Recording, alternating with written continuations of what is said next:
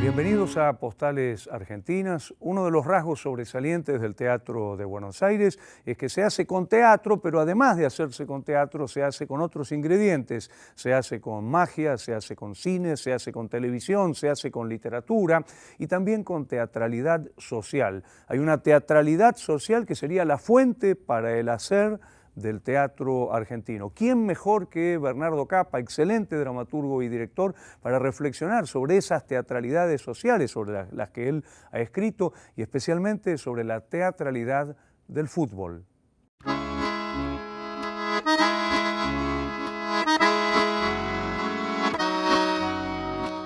Bernardo Cappa, muchas gracias por estar presente en Postales Argentinas. Realmente un placer. Sos uno de los directores de referencia en el teatro argentino de los últimos más de 20 años, ¿no?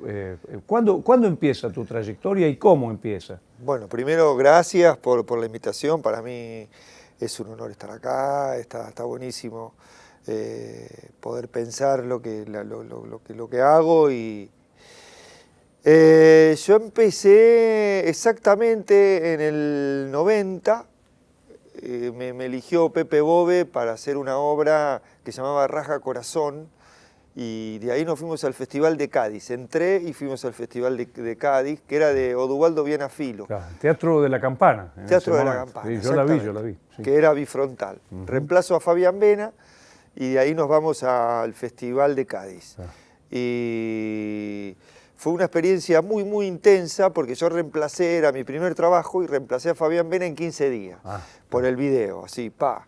Eras un pibe además. Sí. O sea, son 27 años desde claro, el 90 hasta hoy, 27 años. 27 años. Claro, tenía 20, ya tengo 47. Claro. Y me acuerdo, todavía sueño que me olvido la letra, que entro a escena y no me acuerdo. Pero de verdad sueño con esa obra particularmente que me olvido la letra. Fue una experiencia que me marcó muy fuerte, actuaba Rubens Correa, Rolly Serrano, muy intensa y aprendí mucho. Y ahí, cuando estoy en Cádiz, lo veo actuar a Tato Pavlovsky en Paso de Dos. Y eso también me quedó muy marcado porque sentí que eso era ese era el teatro que a mí me interesaba, me liberaba una angustia, y se lo dije a él, que se me miró, porque la obra era muy fuerte, y yo cuando salgo le digo, la vi, me hizo bien verla. Me miró como diciendo, es un torturador que está en una escena torturando con la víctima. Pero a mí esa teatralidad me sedujo mucho y me liberó de una angustia o me organizó algo que a mí me interesaba. ¿Y a partir de cuándo empezás a hacer tu propia dramaturgia y empezás a dirigir y a autodirigirte además? Yo hice la Escuela Municipal de Arte Dramático en Actuación, que mi maestra fue Marta Serrano, que ahora falleció, hace un tiempo ya. Y a partir de ahí, actuar solamente me generaba mucha angustia, no encontraba una referencia desde dónde, cómo producir lenguaje. Y ahí empecé a estudiar dramaturgia con Cartoon. Y fue un antes y un después, me organizó a partir de ahí el concepto de imagen y me sirvió mucho para dirigir, me sirvió mucho para actuar también. Actuar imaginando, ¿no? Tener una imagen clara, desarrollar esa imagen. Y Mauricio, a partir de ahí, es el día de hoy que hago los espectáculos y le invito a ver ensayos, fue una relación. Y eso fue en la primera obra que dirijo, es Pradera en Flor, la primera obra que escribo también, que fue en el 97, estrenamos. Y a partir de ahí no paré de hacer por lo menos 2 obras por año. ¿Y cuántas son entonces más o menos? ¿Obras tuyas dirigidas por vos además? Y más o menos 30 y pico, 40. Qué va. Yo me acuerdo, no sé, La Verdad, El Aliento, Pezones Mariposa, Es un sentimiento, El cuerpo de Ofelia, bueno, Esbaboda, montón, realmente muchísimo. TV 60, ¿no? Sí. Me encantaría decir que uno de los rasgos más singulares de tu teatro es que está muy relacionado con lo que llamaríamos las energías sociales, por llamarlo de alguna manera, ¿no? La observación de la teatralidad social. Tenés incluso un texto escrito sobre este tema. Me encantaría si podés explicarlo brevemente, qué es esto de la teatralidad social, las energías sociales. El texto dice algo así como que Buenos Aires es el paraíso fiscal de las mentiras. ¿Cómo era exactamente? Las verdades falsas. Las verdades falsas, ¿no? Paraíso fiscal de verdades falsas. ¿Qué quiere decir esto? A mí me interesa mucho y me angustia mucho esta manera, esta forma de Buenos Aires de producir un mundo ficcional, un mundo de mentira, digamos, y que eso se ve en la actuación, ¿no? El hecho de estar permanentemente generando angustia en el otro o emocionalidad en el otro. Uno puede o no ser angustia, pero es una forma de emocionalidad. Y lo que a mí más me interesa también es decir, bueno, es tan obvio que el tipo te miente y es tan obvio que la gente miente y cada vez se miente más y cada vez es más obvio que ya no es solo el que miente, sino por qué el que dice creer, cree. O mejor dicho, el que miente es el que dice que cree, no tanto el que miente. El que miente, y los dos saben que hay que los dos están mintiendo, como una especie de juego. Claro, como una negociación. Exacto, ¿no? Es como una negociación de afectos y de emociones, y en esa negociación, pero para negociarlo hace falta actuar muy bien, ¿no? Hay que ser el que mejor actúa, más logros tiene en ese campo emocional, que si uno toma un taxi y nunca sabe qué tiene que decir y qué cosas, y se establecen, a mí me han estafado, porque yo me he creído que estaba hablando con el taxista y que yo era piola y que era canchero porque hablaba con el taxista y me he terminado, uy, perdóname, me perdí, perdido, vas a saber en qué lugar. Y eso es una gran habilidad de la estafa, ¿no? de construir mentiras. Eso me interesa muchísimo como energía para actuar. Me interesa mucho que ese tipo de actuación, la actuación que sale de una forma de pensar y de pensar a Buenos Aires, ¿no? Sobre todo es de Buenos Aires, ¿no? Y de pensar acá. Yo viví en España un tiempo, 1 año y 8 meses, y me costó muchísimo hacer teatro ahí, con españoles, mucho. Y sobre todo había un argentino que estaba ahí conmigo, que me decía, Damián Canducci, que también actúa, me decía, es que vos sos muy porteño, y hay algo de eso que está en todo lo que a mí, de lo que a mí me interesa del teatro, ¿no? Claro. De la teatralidad. Y al mismo tiempo está este tema de la relación con el fútbol, ¿no?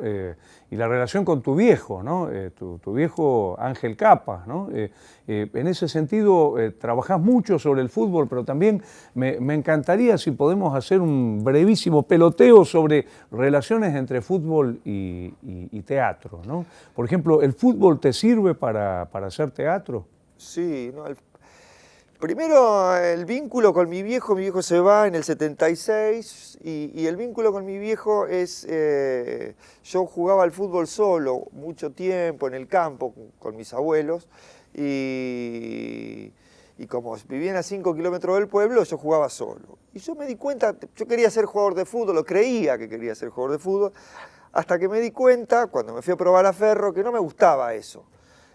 Era más que nada una forma de vincularme con mi viejo, como mi viejo yo no lo veía, entonces era una forma de hablar con él, por decirlo de alguna manera. Debe ser una ficción, claramente. Lo real del juego no me interesaba tanto hacerlo yo.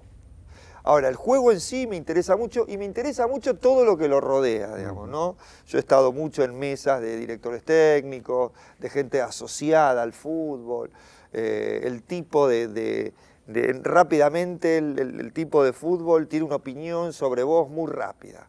Y hay una cosa que mi viejo, para el tipo que juega al fútbol, que juega en primera, están los que juegan al fútbol y la gilada. Es así. El que no juega al fútbol es la gilada. No tiene. Hay algo, el que no sabe de fútbol no entra dentro de esa logia y de ese saber. Y tienen un saber cifrado, donde ellos miden mucho lo que vos decís en relación a ver si sabés de verdad. Y es el que sabe de verdad y el que chamulla.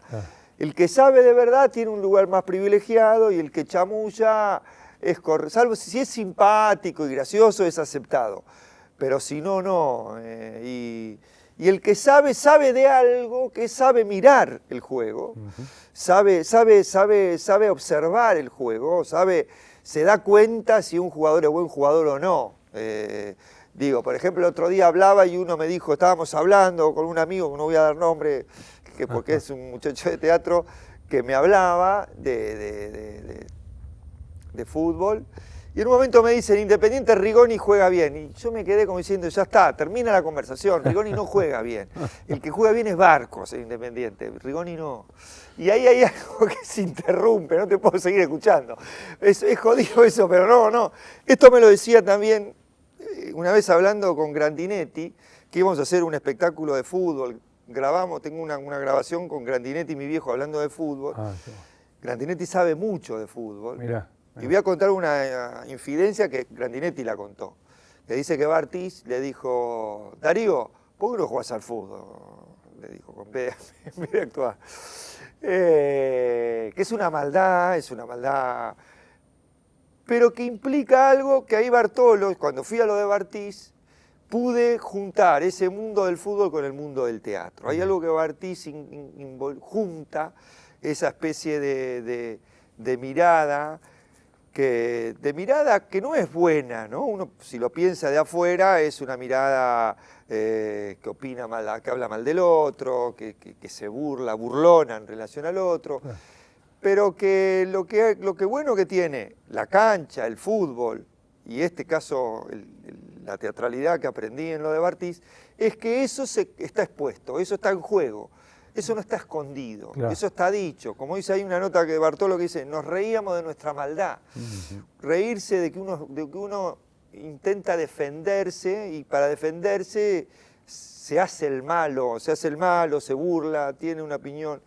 Eso es muy parecido al fútbol. O sea que hay una teatralidad del mundo del fútbol, una energía social, digamos, exacto, del fútbol y que tiene mucho que ver con el teatro. Yo pensaba la relación, por ejemplo, entre, digamos, la cancha y la escena, el jugador con el actor y la hinchada con el público, ¿no? Hay mucha relación de todas estas cuestiones, ¿no? Sí, de hecho es muy claro el vínculo que establece el jugador con la gente. El jugador sabe lo que a la gente... Está el jugador que tira caño en la mitad de la cancha, que es el jugador que tirar caño en la mitad de la cancha es fácil, porque si la perdés no pasa nada. El caño se tira en el área. Y el jugador que tira caño en la mitad de la cancha generalmente lo hace para la gente, para que la gente se ponga contenta. Y después está el jugador que juega para el equipo, que sabe del relato, que sabe del juego, ¿no? En ese sentido, el actor que juega sin pelota, el jugador que juega sin pelota, que es el actor que actúa cuando no tiene texto, pero actúa apoyando a la escena, ¿no? Se queda retirado, no hace contraescena. O sea, jugar con la pelota y jugar sin la pelota, exacto, digamos. Y hay algo de eso que, por ejemplo, yo en las clases de actuación hablo mucho, por ejemplo, del gol de Messi hay un gol que Messi le hace al Bayern Múnich hace mucho, que lo gambetea a un defensor alemán que se llama Boateng, que es muy bueno. Y Messi va con la pelota, va, y siempre parece que le va a pegar al segundo palo de zurda. Y lo va acompañando, o sea, le miente a Boateng. Y Boateng tiene que creer que Messi... Le actúa. Boateng tiene que creer. Y cuando Boateng cree, Messi corta. Hay algo de esto que entreno con los actores, con los alumnos, que es el hecho de hacer algo, que parece que va a hacer eso inmediatamente. Dejar de hacerlo y hacer otra cosa, ¿no? Que el actor tiene que estar entrenado en amagar, en poder ir a una instancia de muchísima intensidad. Eso lo hacía extraordinariamente bien Pavlovsky, ¿no? Que hacía algo que parecía que estaba muy involucrado y al mismo tiempo lo desmentía. Tal cual. Y cuanto más rápido el actor puede hacer eso, más potente es el vínculo que se establece con el espectador. Porque de alguna manera se le está diciendo al espectador, estoy actuando, ¿no? Y el espectador entonces no está obligado a tener que aceptar esa emoción como verdadera, sino que esa emocionalidad que él la reconoce, es una cosa trágica, es una angustia, es un momento espantoso que está viviendo ese personaje, el actor al mismo tiempo está diciendo, estamos acá, la estamos pasando bien, estamos vivos. ¿No? Hay algo de eso que en el fútbol está muy claro, es un juego donde se juega, generalmente para el hincha es muy importante que su equipo gane, muy importante, está muy relacionado con el padre, generalmente se tiran las cenizas del padre a la cancha, es un vínculo de muchísima emocionalidad, Y el jugador juega en serio y al mismo tiempo miente.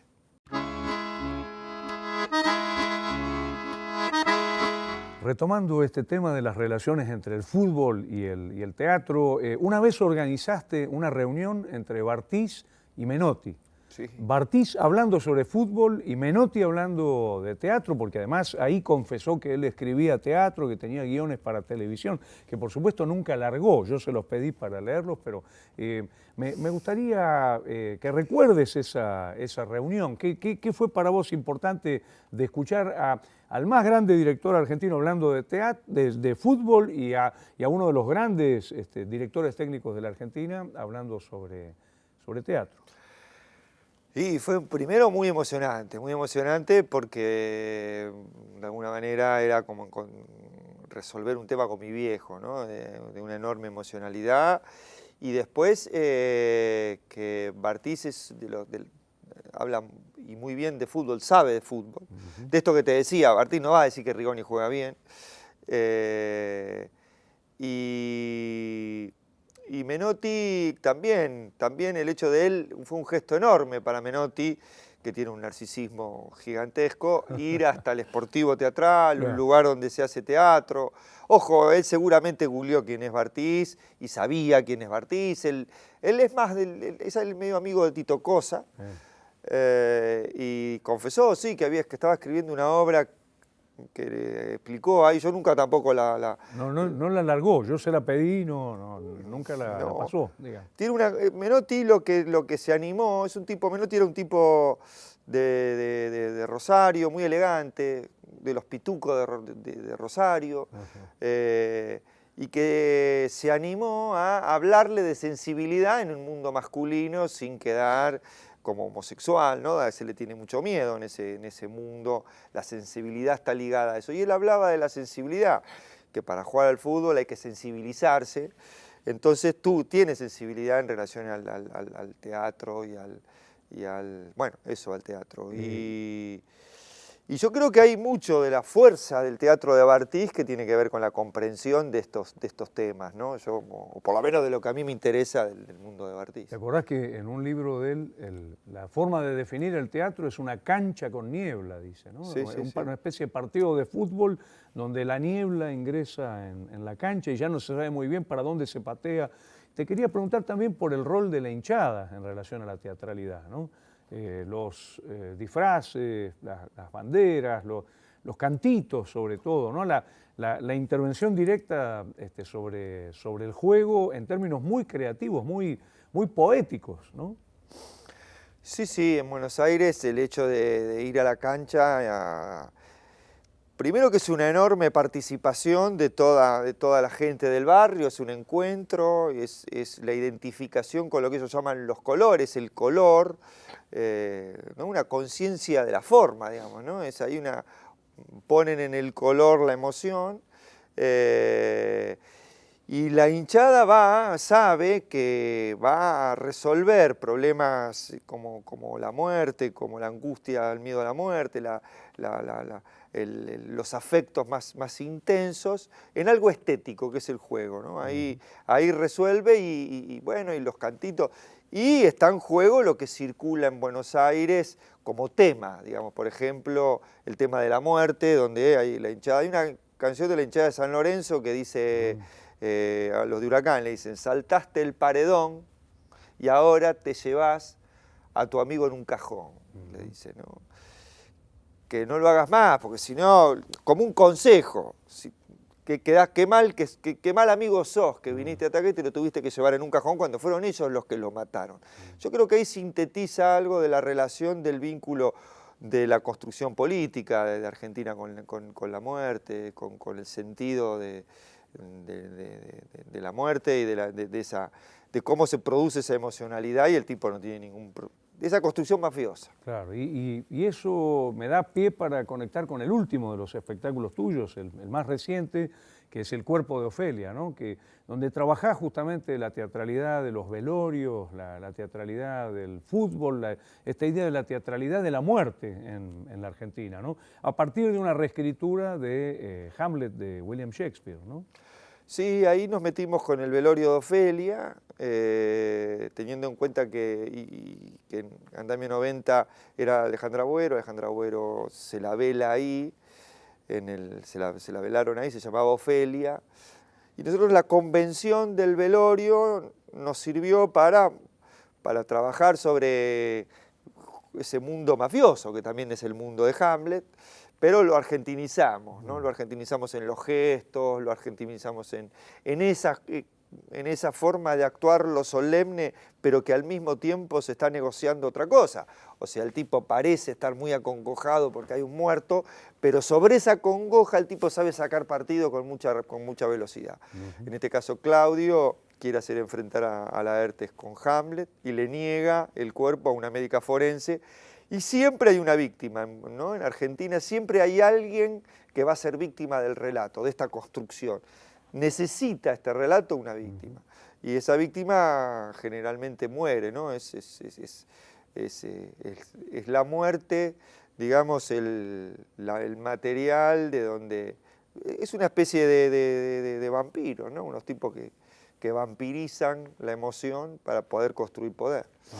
Y no puedo dejar de conectar esto con una de las imágenes más potentes que yo vi en tu teatro, que es en TV60, ¿no? Que me gustaría que cuentes un poquito de qué trataba TV60, pero sobre todo la imagen del arranque de los almuerzos de Mirta Legrand, y lo que se come es nada menos que la imagen del cadáver del Che Guevara, ¿no? O sea, en la mesa de Mirta Legrand lo que se está comiendo es el cuerpo del Che Guevara, ¿no? Me encantaría que cuentes cómo llegaste ahí, porque realmente es una imagen de teatro político de las más brutales que yo haya visto en los últimos años. Sí, ahí nosotros trabajamos sobre el golpe de Onganía, y que es en el 66, si mal no recuerdo, sí. Entonces trabajamos sobre el golpe de Onganía y pensamos que ahí era, como trabajamos sobre la hipótesis de que ese golpe había sido el inicio de de lo más siniestro, que es más o menos, ¿no? De los golpes de Estado que instalan de manera definitiva el concepto del neoliberalismo de manera más, o sea, lubrican la posibilidad de introducir el neoliberalismo. Sin resistencia, ¿no? Son los que matan la resistencia. Entonces pensábamos que uno de las imágenes o de las grandes conductoras de eso, los que hacían creíble ese discurso, era Mirta Legrand. Y entonces trabajábamos sobre la idea de que sobre el mito de Mirta Legrand. ¿Cómo se formó Mirta Legrand? No fue así como nosotros lo contamos. Nosotros no pueden hacer otro programa, comen ahí, eso gusta. Hay un personaje común que llega, que dice que eso le gusta, que le gusta verlas comer. Pero comer, dice, pero nosotros nos gusta vernos comer. A nosotros sí, ver comer a las estrellas para nosotros es hermoso, qué sé yo. Y uno de los técnicos que se parece mucho al Che Guevara se queda electrocutado y cae sobre la mesa.